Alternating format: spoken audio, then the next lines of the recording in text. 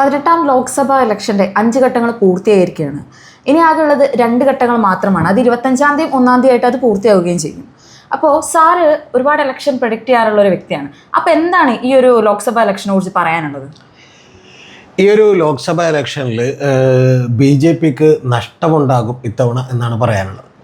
കഴിഞ്ഞ തവണ 2014 തെരഞ്ഞെടുപ്പിൽ BJPക്ക് 282 സീറ്റാണ് കിട്ടിയത്.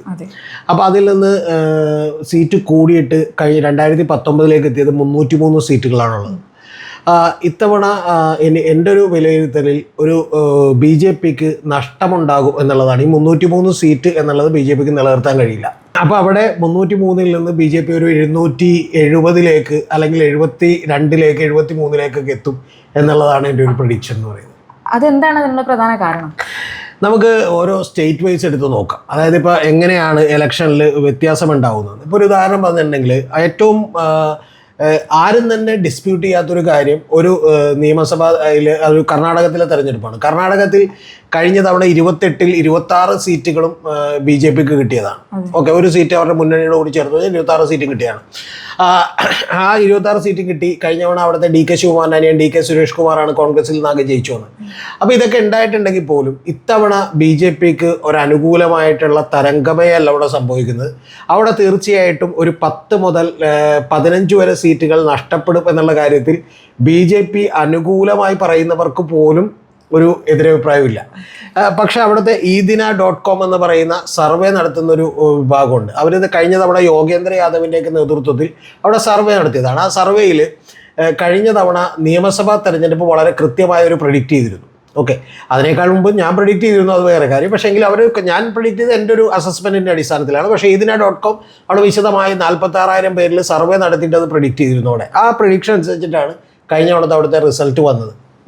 അപ്പോൾ ഇത്തവണ അവർ പറഞ്ഞേക്കുന്നത് ഏതാണ്ട് 20ഓളം സീറ്റുകൾ വരെ BJPക്ക് വേണമെങ്കിൽ നഷ്ടപ്പെടാം, കോൺഗ്രസിന് കിട്ടാം എന്നുള്ളതാണ്. പക്ഷേ എങ്കിലും ഞാൻ എടുക്കുന്നത് കർണാടകത്തിൽ ഒരു 14 സീറ്റുകളാണ്. 14 സീറ്റുകൾ എന്തായാലും BJPക്ക് നഷ്ടപ്പെടും. അതായത് നിലവിലുള്ള 303-ൽ നിന്ന് BJPക്ക് എവിടെയൊക്കെ നഷ്ടപ്പെടുന്നു എന്നാണ് നമ്മൾ ആദ്യം പറയുന്നത്. അതിൽ കർണാടകത്തിൽ 14 സീറ്റുകൾ നഷ്ടപ്പെടും. രണ്ടാമത് എനിക്ക് തോന്നിയിട്ടുള്ള ഒരു കാര്യം, രാജസ്ഥാനിൽ ഒരു 8 സീറ്റുകൾ നഷ്ടപ്പെടാനുള്ള സാധ്യതയുണ്ട് എന്നുള്ളതാണ്. രാജസ്ഥാനിൽ കഴിഞ്ഞ തവണ 26-ൽ 26 സീറ്റുകളും BJPക്ക് കിട്ടിയൊരു സ്റ്റേറ്റാണ്. അവിടെ എന്താണെങ്കിലും ഏറ്റവും കുറഞ്ഞത് ഞാൻ പറയുന്നത് BJPക്ക് ഫേവറബിൾ ആയിട്ടാണ് ഇത് എടുത്തേക്കുന്നത്. 8 സീറ്റുകളെങ്കിലും നഷ്ടപ്പെടും. 10 സീറ്റുകൾ വരെയൊക്കെ നഷ്ടപ്പെടാം എന്നാണ് പല സർവേകളും പറയുന്നത്. പക്ഷേ 8 സീറ്റുകൾ നഷ്ടപ്പെടും. പിന്നീടുള്ളത് ഡൽഹിയിലാണ്. ഡൽഹിയിൽ BJPക്ക് ഒരു 3 സീറ്റുകൾ നഷ്ടപ്പെടും. ആകെ 7 സീറ്റുകളുണ്ട്.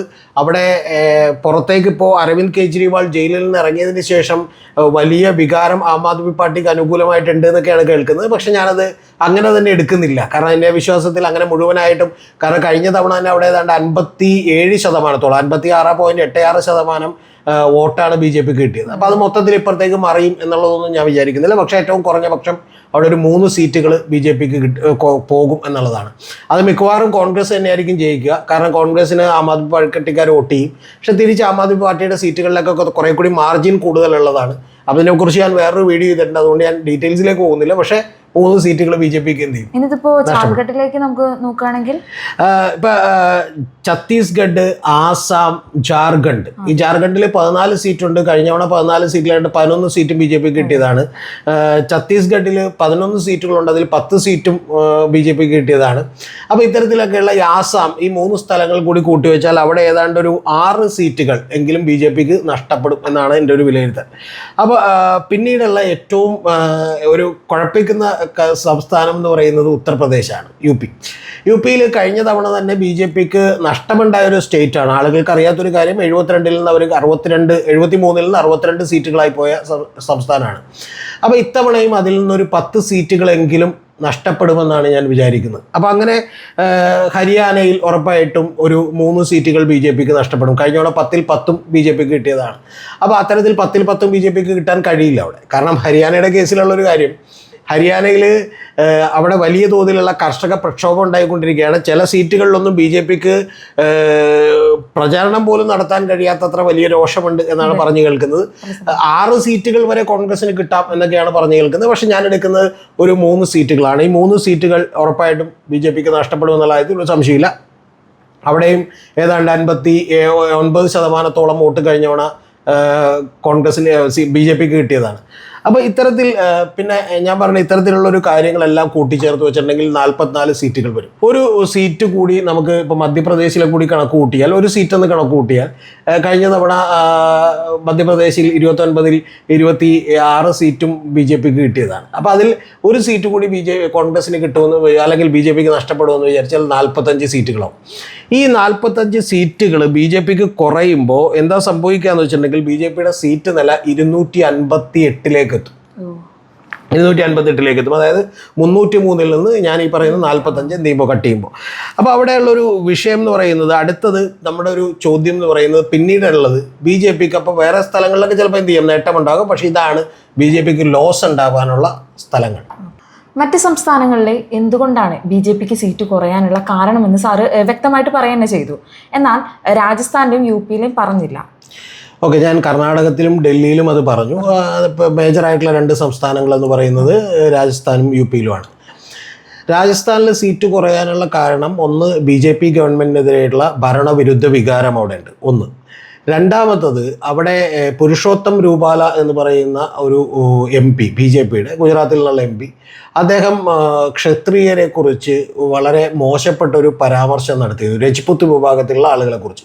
അതായത് അവരുടെ സ്ത്രീകൾ ബ്രിട്ടീഷ് ഗവൺമെൻറ് ഭരിച്ചിരുന്ന കാലത്ത് അവരോട് പലപ്പോഴും, ഞാൻ ആ വാക്ക് പറയുന്നില്ല, അവർക്ക് വേണ്ടി പല ഉപകാരങ്ങളൊക്കെ അവരുടെ സ്ത്രീകൾ ചെയ്തു കൊടുത്തുകൊണ്ടാണ് അതിൻ്റെ ഗുണം ഇവർക്ക് കിട്ടിയത് എന്നുള്ളതിലൊക്കെ സ്ത്രീകളെ അപമാനിക്കുന്നൊരു പ്രസ്താവന നടത്തി.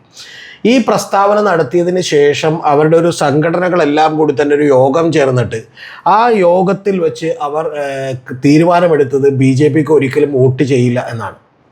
അതൊരു കാര്യം. ഇതുകൂടാതെ ഈ വിഭാഗത്തിൽപ്പെടുന്ന ഒരാളാണ് VK സിംഗ് എന്ന് പറയുന്ന ഇന്ത്യയുടെ മുൻ കരസേനാ മേധാവി. അദ്ദേഹത്തിന് അവർക്ക് ഇത്തവണ സീറ്റ് കൊടുത്തിട്ടില്ല. കഴിഞ്ഞ തവണ അദ്ദേഹം ഏതാണ്ട് 3.5 ലക്ഷം വോട്ടിന് ജയിച്ചതാണ്. അപ്പോൾ ഇതിൽ തന്നെ രാജ്നാഥ് സിംഗിൻ്റെ മകനും ഒക്കെ ചെന്ന് അവരെ ഒന്ന് അനുനയിപ്പിക്കാനൊക്കെ നോക്കിയിരുന്നു. പക്ഷെ അത് വിജയിച്ചിട്ടില്ല. ആ രജ്പുത്ത് വിഭാഗത്തിലുള്ള ആളുകളിൽ ഏറ്റവും കൂടുതലുള്ള സ്റ്റേറ്റ് എന്ന് പറയുന്ന രാജസ്ഥാനാണ്. ഏതാണ്ട് 1.25 കോടി ജനങ്ങളുണ്ട് അവർ. അപ്പോൾ അവരുടെ സംഘടനകളെല്ലാം തന്നെ BJPക്ക് വോട്ട് ചെയ്യില്ല എന്ന് പറഞ്ഞാൽ അത് മാത്രം കൊണ്ട് അവിടെ തിരിച്ചടിയുണ്ടാവും. അത് മാത്രമല്ല, അവിടുത്തെ ഒരു ആൻറ്റി ഇൻകുംബൻസിയും വല്ലാതെ അവരെ ബാധിക്കും. പിന്നെ നിരവധി കാര്യങ്ങൾ അവരെ ബാധിക്കുന്ന ഒരു കാര്യങ്ങളുണ്ട്. പക്ഷെ ഞാൻ പറയുന്നത് ഏറ്റവും കുറഞ്ഞ പക്ഷം കഴിഞ്ഞ തവണ ഉണ്ടായ ഒരു വിജയം ആവർത്തിക്കപ്പെടും രാജസ്ഥാനിൽ എന്ന് BJPക്ക് പോലും തോന്നുന്നില്ല. അതുകൊണ്ടാണ് ഞാൻ പറഞ്ഞത് രാജസ്ഥാനിൽ ഏറ്റവും കുറഞ്ഞത് അവർക്ക് ഒരു 8 സീറ്റുകളെങ്കിലും നഷ്ടപ്പെടുമെന്ന് പറയുന്നത്. പലപ്പോഴും ആളുകൾ പറയുന്നത് 10-12 സീറ്റുകളൊക്കെയാണ്. ഞാൻ ഏറ്റവും കുറവ് പറഞ്ഞതാണ് 8 സീറ്റുകൾ നഷ്ടപ്പെടുന്നത്. പിന്നെ അടുത്തത് UP ആണ്. UPയിലാണ് കഴിഞ്ഞ തവണ ഞാൻ ക്രൈം നന്ദകുമാറിന് ഒരു ഇൻ്റർവ്യൂ കൊടുത്തിരുന്നപ്പോൾ അദ്ദേഹത്തിൻ്റെയോട് ഞങ്ങൾ തമ്മിൽ ഡിസ്കസ് ചെയ്തപ്പോൾ ഞാൻ പറഞ്ഞൊരു കാര്യം, ഉത്തർപ്രദേശിൽ ഒരുപക്ഷെ BJP സീറ്റുകൾ കൂട്ടും എന്നാണ് വിചാരിച്ചിരുന്നത് ഏറ്റവും ആദ്യത്തെ ഘട്ടത്തിൽ.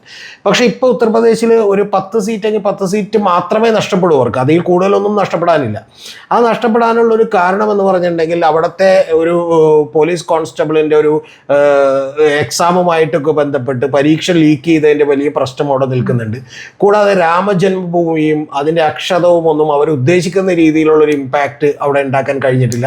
മൂന്നാമത്തെ കാര്യം എന്ന് പറഞ്ഞാൽ നമ്മൾ തരംഗം എന്ന് പറയും, ലഹർ എന്ന് പറയും, BJPക്ക് അനുകൂലമായിട്ടോ നരേന്ദ്രമോദിക്ക് അനുകൂലമായിട്ടോ ഒരു ലഹറൊന്നും അവിടെ ഇല്ല. അപ്പം ഞാൻ വിചാരിക്കുന്നത് ഒരു 6 മുതൽ 10 സീറ്റുകൾ വരെ വേണമെങ്കിൽ അവിടെ കുറയാം എന്നാണ്. ചിലപ്പോൾ അവിടെ 1-2 സീറ്റുകൾ കൂടുതലും വന്നേക്കാം, ഇല്ലെന്ന് ഞാൻ പറയുന്നില്ല. പക്ഷെ അങ്ങനെ വരാനുള്ള സാധ്യത ഇപ്പോഴുള്ള ഏറ്റവും അവസാനത്തെ തെരഞ്ഞെടുപ്പിലേക്ക് വരുമ്പോൾ ഇല്ല. കാരണം അതിൽ നിന്ന് ഒരുപാട് കാര്യങ്ങൾ മാറിയിരിക്കുന്നു എന്നുള്ളതാണ്.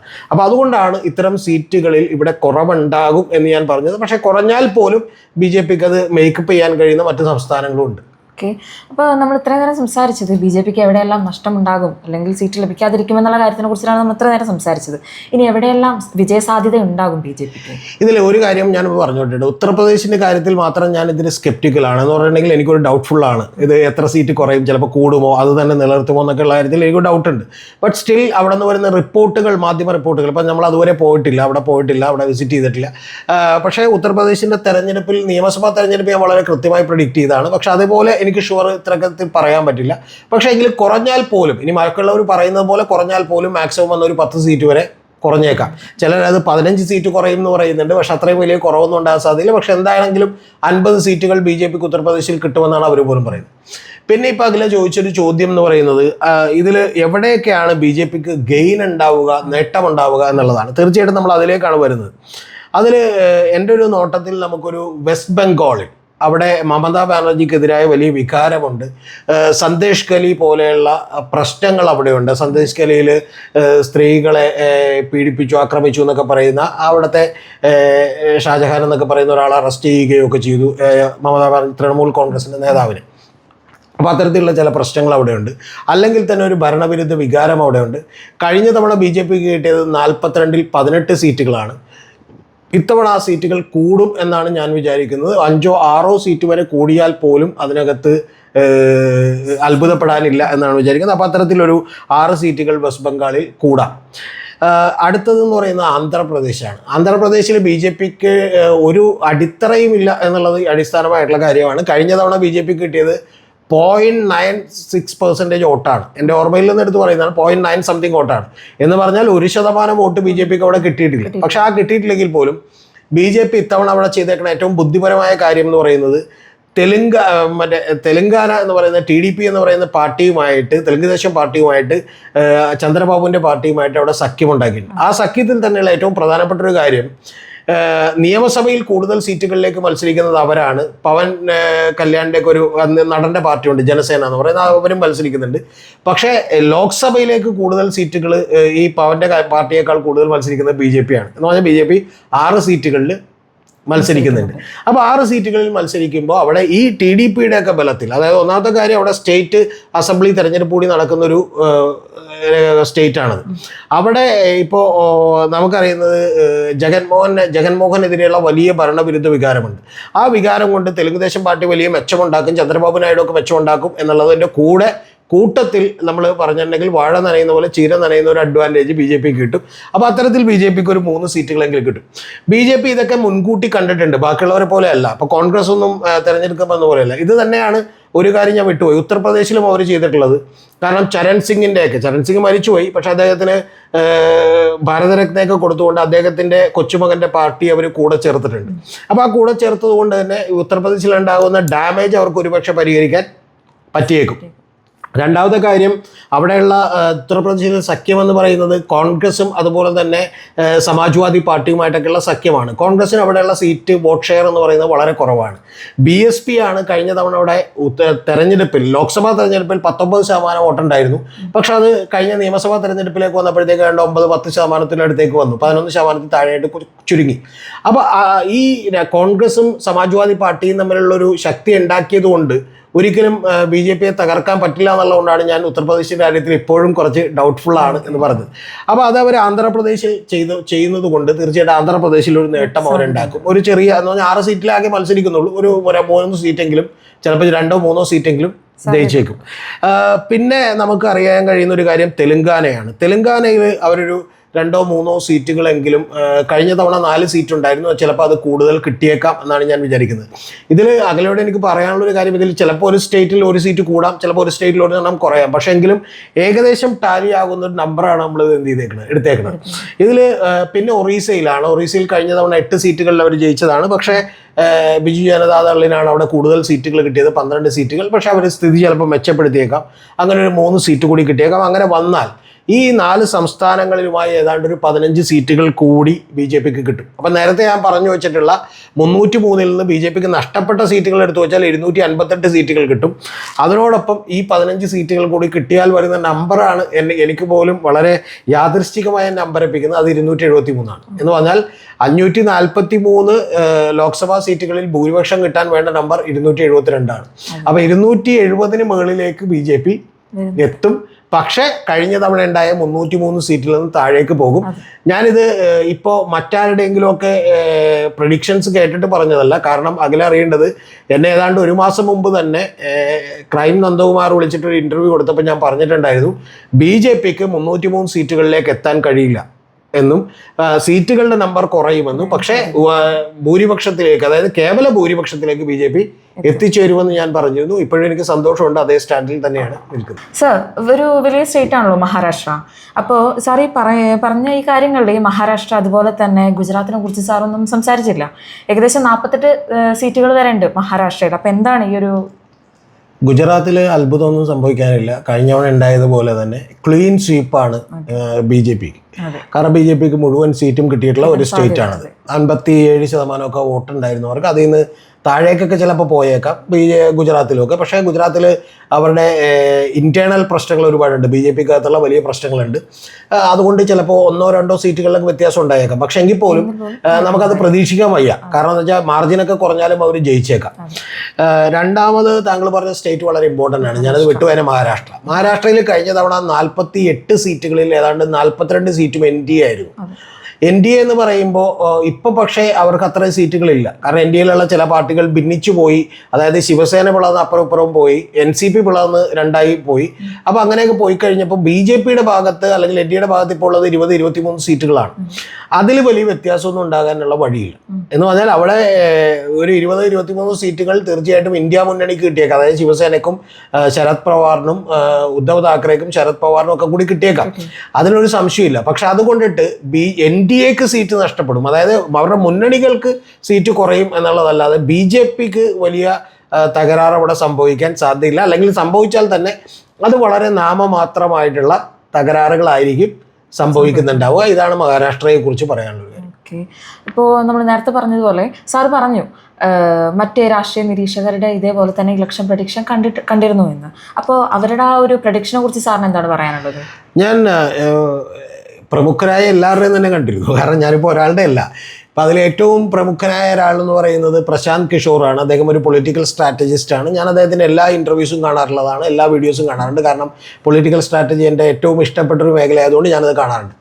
ഈ പ്രശാന്ത് കിഷോർ പറയുന്നത് ഒന്നുകിൽ 303-ൽ നിന്ന് ചിലപ്പോൾ സീറ്റുകൾ അവർ വോട്ട് ഷെയറും അതുപോലെ തന്നെ സീറ്റുകളും BJPക്ക് കൂടും എന്നാണ് അദ്ദേഹം പറഞ്ഞു വെക്കുന്ന അൾട്ടിമേറ്റ് ആയിട്ടുള്ള വാചകം. 270-ൽ ഒരിക്കലും കുറയില്ല എന്ന് പറയുന്നുണ്ട്. അതിൽ 270-ൽ കുറയില്ല എന്ന് പറയുന്നതിനെ ഞാൻ കണക്കിലെടുക്കുന്നുണ്ട്. പക്ഷേ 303-ൽ കൂടും എന്ന് പറയുന്നത് റോങ് റീഡിംഗ് ആയിട്ടാണ് എനിക്ക് തോന്നിയിട്ടുള്ളത്. അപ്പോൾ അതിൽ അദ്ദേഹം കഴിഞ്ഞ തവണ കരൺ താപ്പറിന് കൊടുത്തിട്ടുള്ള ഇൻ്റർവ്യൂ, ദ വയറിന് കൊടുത്തിട്ടുള്ള ഇൻ്റർവ്യൂവിലൊക്കെ ഇത് ആവർത്തിക്കുന്നുണ്ട്.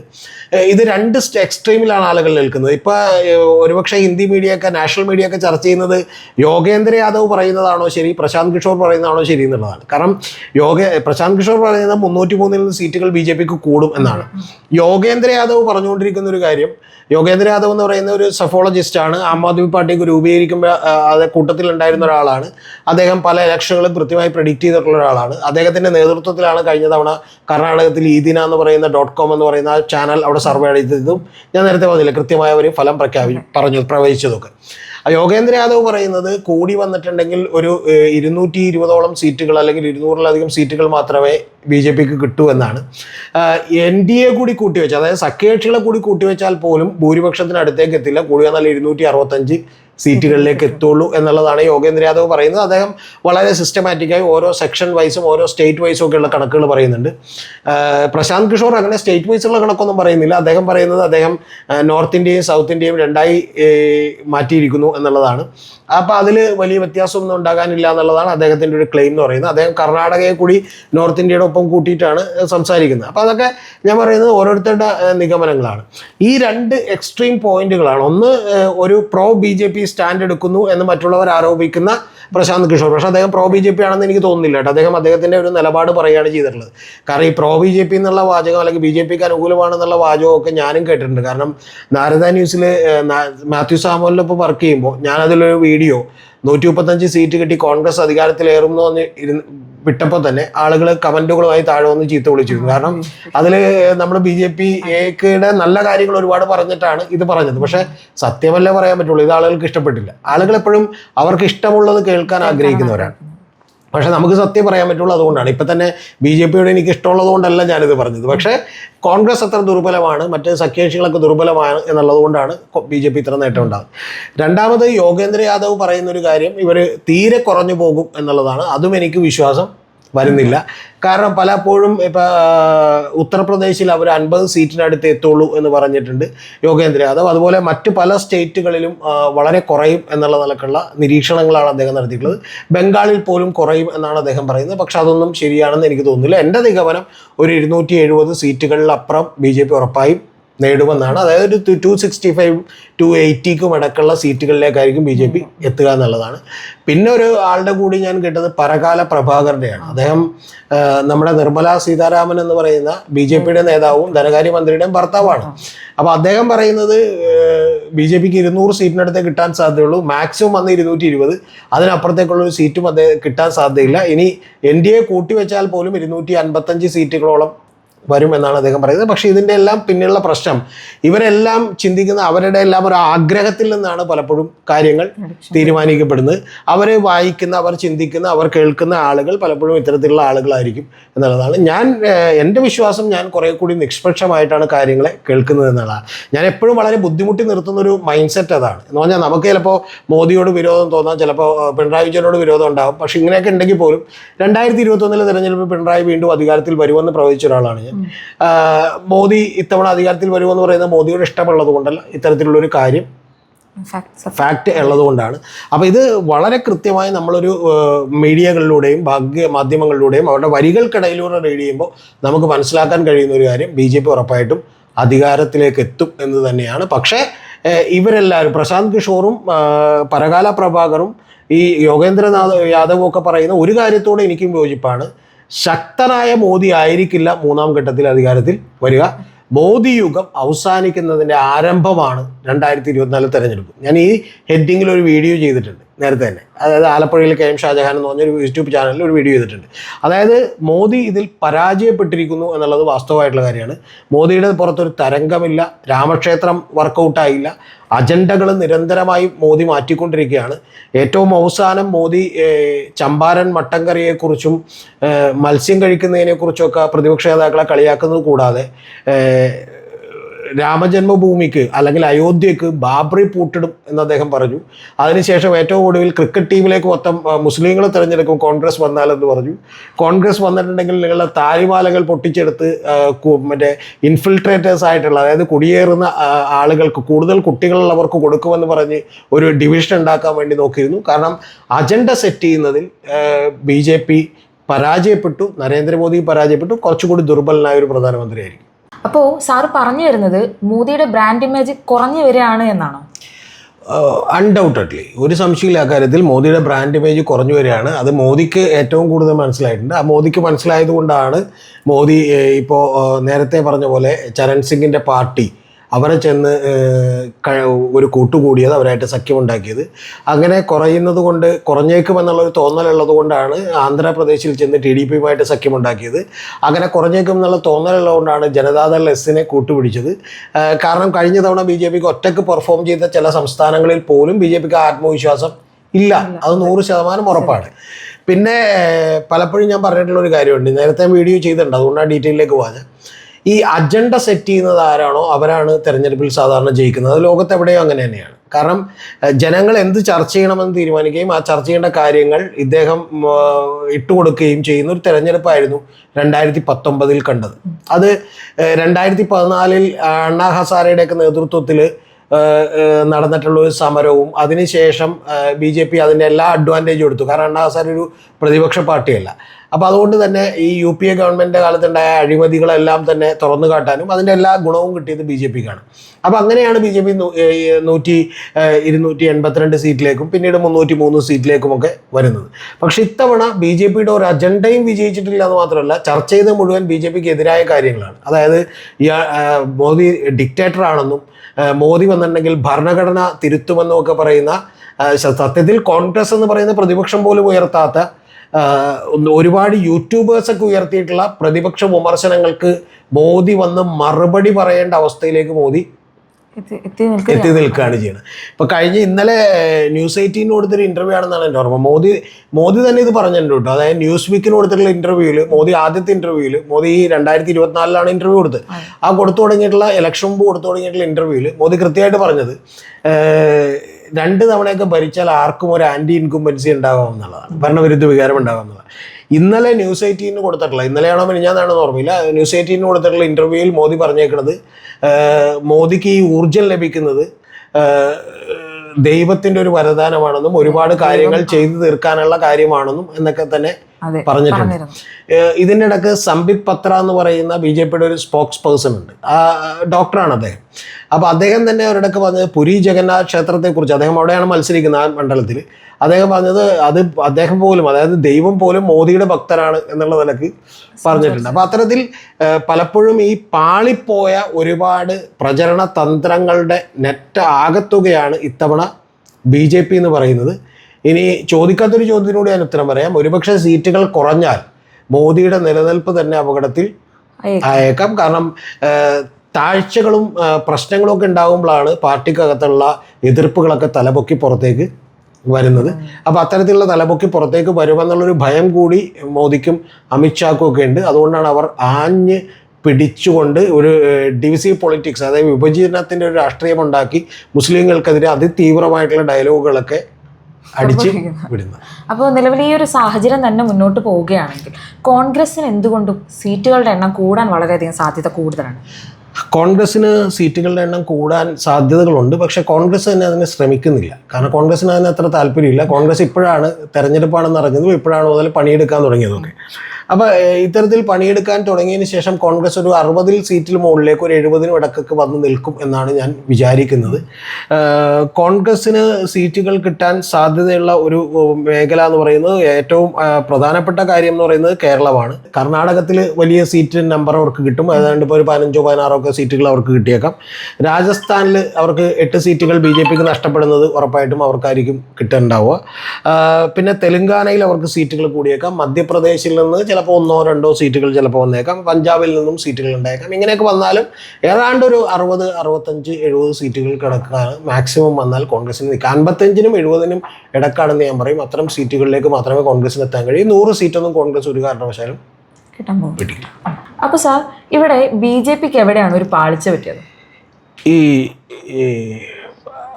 അഖില, ഇതിലൊരു പ്രശ്നമുള്ളത്, ഒരു ഇംഗ്ലീഷിലൊരു സെയിങ് ഉണ്ട്, ആബ്സല്യൂട്ട് പവർ കറപ്റ്റ്സ് ആബ്സല്യൂട്ട്ലി എന്നാണ്. എന്ന് പറഞ്ഞാൽ പൂർണ്ണമായ അധികാരം, അതായത് പരിപൂർണമായിട്ടുള്ള അധികാരം നമ്മൾ എന്ത് ചെയ്യും, വലിയ അഴിമതിയിലേക്ക് തള്ളിവിടുന്നതാണ്. ഇത് അഴിമതിയിലേക്ക് മാത്രമല്ല, നമ്മൾ ഒരുപാട് ധിക്കാരവും അഹങ്കാരവും ഒക്കെ ഉണ്ടാകും.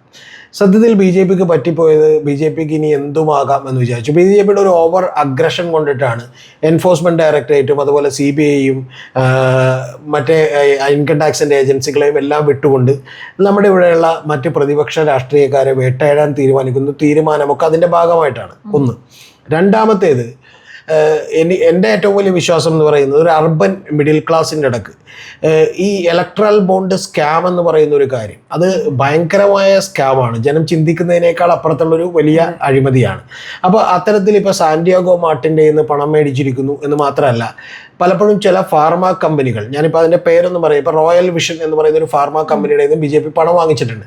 അപ്പോൾ അതുപോലെ തന്നെ നമ്മുടെ Navayuga constructions private limited, Navayuga engineers private limited എന്ന് പറഞ്ഞൊരു കമ്പനി, ആ കമ്പനി സിൽക്ക് യാര എന്ന് പറയുന്ന ഉത്തരാഖണ്ഡിലെ ടണൽ പണിതവരാണ്. ആ ടണൽ തകർന്നു വേണ്ടിയിട്ടാണ് 40-ലധികം വരുന്ന തൊഴിലാളികൾ അവിടെ അകത്ത് പെട്ടുപോയത്. ഓർക്കുണ്ടാവുക. ആ കൺസ്ട്രക്ഷൻ ചെയ്ത കമ്പനിയുടെ കയ്യിൽ നിന്ന് തന്നെ BJP പണം വാങ്ങിയിട്ടുണ്ട്. അപ്പോൾ ഇത്തരത്തിൽ നമുക്ക് ഇപ്പോൾ ഏറ്റവും കൂടുതൽ പണം കൊടുത്തിട്ടുള്ളത് സാന്റിയാഗോ മാർട്ടിൻ്റെ കമ്പനിയാണ്, ഫോർച്യൂൺ ഗെയിമിംഗ് കമ്പനി എന്ന് പറയുന്ന കമ്പനിയാണ്. രണ്ടാമത്തെ കമ്പനി എന്ന് പറയുന്നത് മേഘ എഞ്ചിനീയറിംഗ് ഇൻഫ്രാസ്ട്രക്ചർ ലിമിറ്റഡ് ആണ്. അവർക്കൊക്കെ 14,500 കോടി രൂപയുടെ കരാറ് കൊടുക്കുന്നതിന് മുമ്പ് തന്നെ 140 കോടി രൂപ കൈക്കൂലിയായി മേടിച്ചു വെച്ചേക്കാണ്. അപ്പോൾ ഇത്തരത്തിൽ എല്ലാ രാഷ്ട്രീയ പാർട്ടികളും തന്നെ ഇത് മേടിച്ചിട്ടുണ്ട്. അതുകൊണ്ടാണ് ഇവിടെ അത് ചർച്ചയാകാത്തത്. എല്ലാ മാധ്യമങ്ങൾക്കും ഈ കൊടുത്തേക്കണവരെയൊക്കെ ഇഷ്ടമാണ്, അതുകൊണ്ടാണ് അത് ചർച്ചയാവാത്തത്. അപ്പോൾ അതുകൊണ്ട്, പക്ഷേ ഇതെല്ലാം സോഷ്യൽ മീഡിയയിലൂടെയും നമ്മളുടെ ഒരു സിറ്റിസൺ ജേർണലിസ്റ്റുകളുടെ ഒരു പ്രവർത്തനത്തിലൂടെയും ഒക്കെ പുറത്തേക്ക് വന്നിരിക്കുന്നു എന്നുള്ളതാണ് ഏറ്റവും പ്രധാനപ്പെട്ട ഒരു കാര്യം. മൂന്നാമത്തെ കാര്യം എന്ന് പറയുന്നത്, ഇവിടുത്തെ ഒരു ഇലക്ഷൻ ഒരു നോർമൽസിയിലേക്ക് തിരിച്ചു വന്നു, ഒരു സാധാരണ ലെവലിലേക്ക് തിരിച്ചു വന്നു എന്ന് പറഞ്ഞാൽ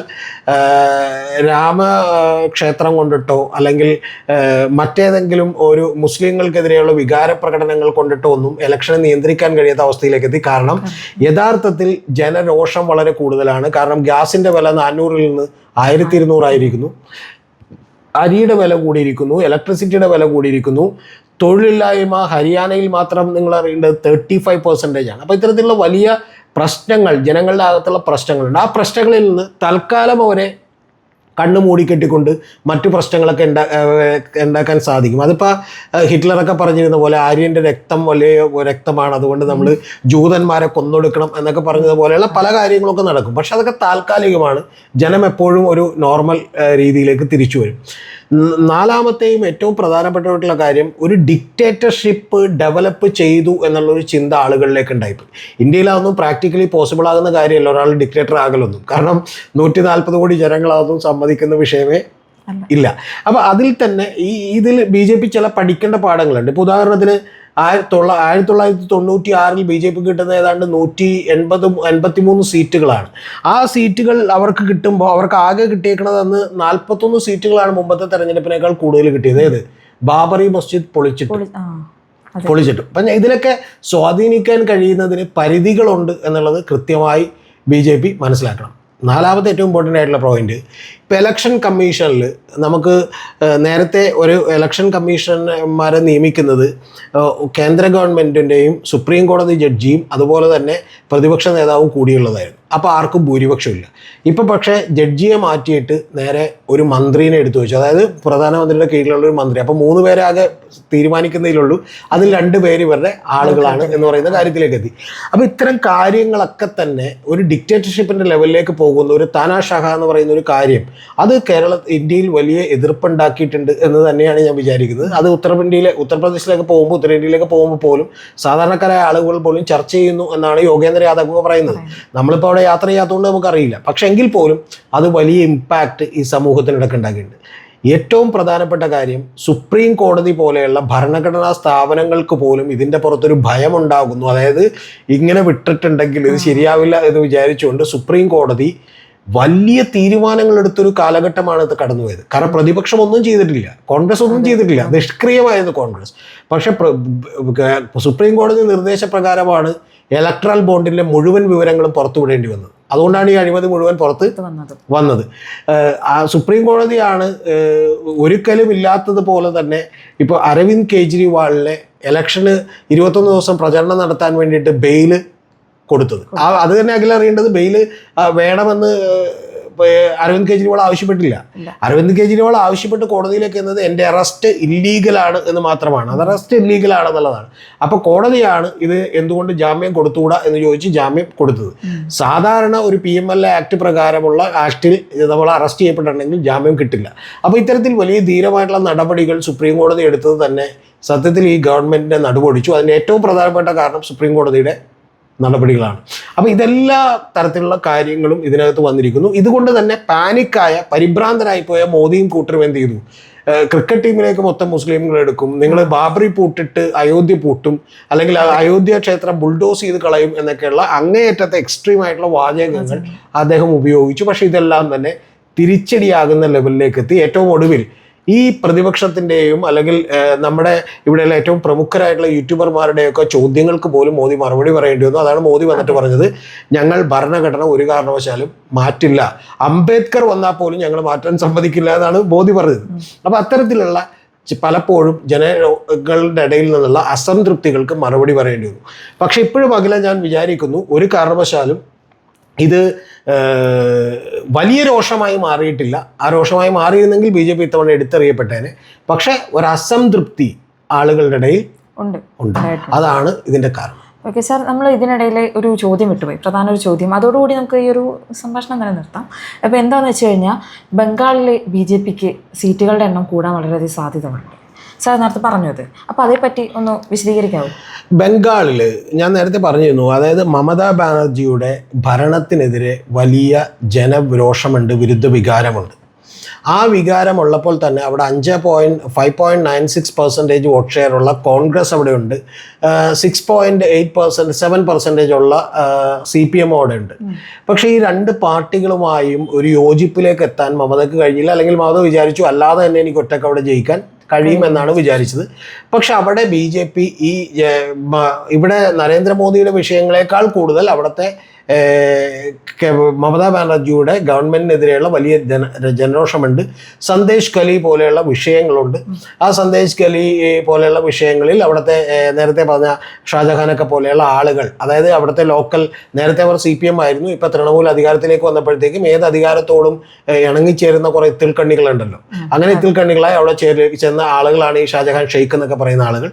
അപ്പോൾ ഇത്തരത്തിലുള്ള ആളുകളെ പ്രൊട്ടക്ട് ചെയ്തതിൻ്റെ രോഷമുണ്ട്. ഇത്തരത്തിലുള്ള നിരവധി കാര്യങ്ങളെ അവിടെ ഏറ്റവും ഫലപ്രദമായി ഉപയോഗപ്പെടുത്താൻ കഴിയുന്ന ഒരു പാർട്ടി ഇപ്പോഴും BJP ആണെന്ന് ഞാൻ വിചാരിക്കുന്നു. അപ്പോൾ അതുകൊണ്ട് തന്നെ ഈ വോട്ടുകൾ ഛിന്ന ഭിന്നമായി പോകുന്ന പ്രശ്നം അവിടെ ഉണ്ട്. അതായത് ഒന്ന് മമതാ ബാനർജി നിൽക്കുന്നു, രണ്ടാമത്തേത് ഇപ്പുറത്ത് കോൺഗ്രസ് നിൽക്കുന്നു, മൂന്നാമത്തേത് കോൺഗ്രസും CPM തമ്മിൽ അവിടെ വലിയ സഖ്യത്തിലാണ് കേട്ടോ. ഒരുമിച്ച് കൊടികെട്ടിയാണ് പ്രചരണം നയിക്കുന്നത്. അവിടെ CPMന്റെ സ്റ്റേറ്റ് സെക്രട്ടറി സലീമൊക്കെ മത്സരിക്കുന്നത് കോൺഗ്രസിന്റെ തണലിലാണ്. അപ്പോൾ അത്തരത്തിൽ വലിയ മത്സരം നടക്കുന്നുണ്ട്. അപ്പോൾ ആ വോട്ടുകൾ അങ്ങനെ ചിതറി തെറിച്ചു പോകുമ്പോൾ അത് തീർച്ചയായിട്ടും ആർക്ക് ഗുണം ചെയ്യും? BJPക്ക് ഗുണം ചെയ്യും എന്നാണ് ഞാൻ വിചാരിക്കുന്നത്. ഇത് ഉത്തർപ്രദേശിലും അങ്ങനെ തന്നെയാണ്. അവിടെ BJPക്കെതിരായ ചെറിയ തോതിലുള്ള ബുദ്ധിമുട്ടുകളോ അല്ലെങ്കിൽ വല്ല വിപ്രതിപത്തിയൊക്കെ ഉണ്ടെങ്കിൽ പോലും അവിടെ വോട്ടുകൾ ഭിന്നിച്ചു പോകാനുള്ള സാധ്യതകളുണ്ട്. കാരണം BSPയുടെ വോട്ടുകളും അതുപോലെ കോൺഗ്രസിൻ്റെ വോട്ടുകളും പിന്നെ സമാജ്വാദി പാർട്ടിയും ഒക്കെ ആയിട്ട് സഖ്യമുണ്ടാക്കിയിട്ടുണ്ടെങ്കിൽ പോലും അവിടെ ചില പ്രശ്നങ്ങളുണ്ട്. അതുകൊണ്ടാണ് ഞാൻ ബംഗാളിൽ സീറ്റ് BJPക്ക് കൂടും എന്ന് പറഞ്ഞതിൻ്റെ കാരണം.